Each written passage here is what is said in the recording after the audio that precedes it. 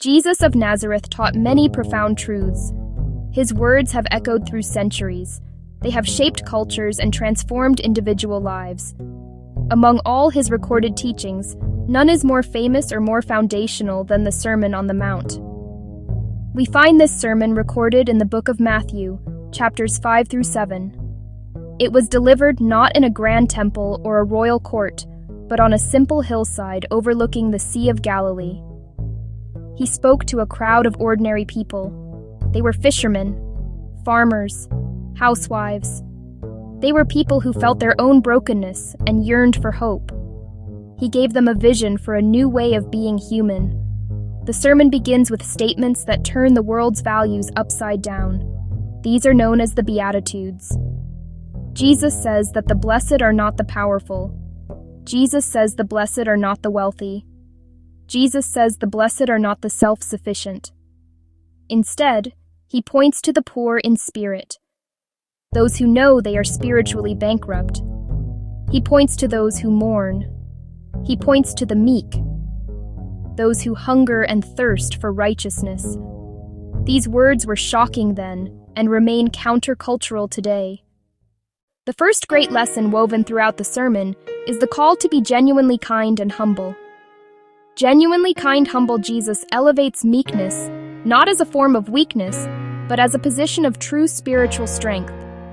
He teaches that those who are meek, who have a gentle and humble spirit, will inherit the earth. This is a radical statement in a world that tells us to assert ourselves, to demand our rights, and to fight for the top position. Our culture celebrates the loud, the proud, the self-promotional. Jesus, however, points to a different kind of power.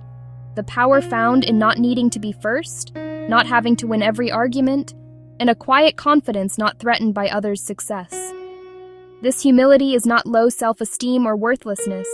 It is seeing yourself accurately in light of who God is, free from exhausting self-maintenance and reputation management. A humble person can admit wrong and listen without defensiveness. Kindness flows from humility, small, intentional acts that build a character reflecting the heart of Jesus. The second transformative lesson is the call to love beyond our natural inclinations and comfort zones. Jesus radically redefines the scope of love. Beyond family, friends, those who are like them. He issues one of the most challenging commands: love your enemies and pray for those who persecute you. This idea was revolutionary. It confronted tribalism and revenge then, and remains prevalent in our time. Not vague goodwill, but actively seeking the good of those who harm you. This love is a decision, a commitment to another's well-being, regardless of their treatment. It reflects God's character, who sends rain on the just and the unjust, giving sun and life to friends and enemies. Pray for a politician you deeply disagree with. Show grace to a family member who hurt you. Respond with patience to hostility. Go the extra mile.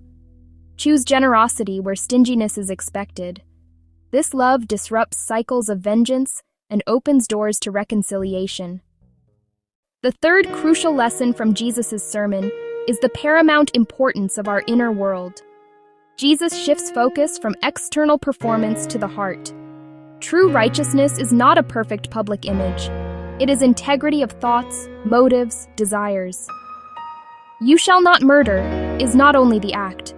It includes the anger and contempt in our hearts. You shall not commit adultery extends to the lustful thoughts we entertain. Our inner life is the source from which actions flow. Give so quietly your left hand doesn't know what your right is doing. When you pray, go into your room, close the door, and pray to your Father who is unseen. Not hiding faith, but purifying motives, seeking God's approval alone. Look at the birds and lilies. God provides without anxious striving. Anxiety stems from failing to trust God's fatherly care. Trust His provision one day at a time. No gap between public and private self. Be poor in spirit, honest about our need for God's grace to transform us from the inside out. The Sermon on the Mount is far more than an ancient moral code or inspiring sayings. It is a divine blueprint for a life of human flourishing. It confronts the values of our fast-paced, anxious, divided world. In a culture that chases power, Jesus calls us to strength and humility. In a fractured society, he commands enemy-embracing love. In an age of image management, he demands radical inner integrity. The challenges have intensified. Humility, expansive love, and inner integrity offer the antidote. Pride, division, and hypocrisy break us apart. The way of meekness, grace-filled love, and authenticity heals. It heals communities when we serve instead of dominate. It heals our souls when we rest in God's grace. Small acts create ripples that can become waves of change. Step out of the frantic race for power and recognition onto a different path. A guide to the blessed life, deep joy, and peace. We're not called to perfection, we're called to follow. Take the first small step, and then the next. If you enjoyed this video, please consider subscribing.